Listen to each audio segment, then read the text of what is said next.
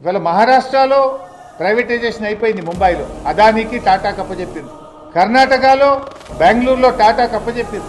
నువ్వు కూడా ఈ రైతులన్నీ ఉచిత కరెంటు అంతా పక్కకు పెట్టి పైసలు వచ్చే కరెంటును ప్రైవేట్ వాళ్ళకి ఇవ్వడానికే ఈ ఆర్పీడీసీఎల్ ఏర్పాటు చేస్తున్నావు. ఇది ప్రైవేటైజేషన్లో ఒక కుట్రలో భాగంగా నువ్వు చేస్తున్నావు. ఆ 2 డిస్కామ్లు నేను ప్రైవేటైజ్ చేయను అని ప్రజలకు మాటిను, ఆ 2 డిస్కామ్ల మీద కొత్తగా అప్పులు చెయ్యను అని ప్రజలకు మాటి అప్పులు చేస్తావు. మళ్ళీ నువ్వు కొత్తగా 1000 కోట్లు ఉన్న అప్పులన్నీ ఇప్పుడు టీజీఆర్పీడీసీఎల్కు మార్చినావు. మళ్ళీ దాన్ని ఏంది కొత్తగా ఉంది, బుక్కులు మంచిగా ఉన్నాయి, ఇక దీని మీద కొత్త అప్పులు పాత అప్పులు ఏం లేవని మళ్ళీ కొత్త అప్పులు తేవడానికి డ్రామాను ప్రైవేటైజేషన్ చేయడానికి ఎన్పీడీసీఎల్ ఎస్పీడీసీఎల్లో కొత్త అప్పులు లేపడానికి నువ్వు ఆడుతున్నటువంటి నాటకం ఇది రైతుల పాలిట ఉరితాడైతుంది. ఇది సాగునీటి ప్రాజెక్టులకు శాపంగా మారుతుంది.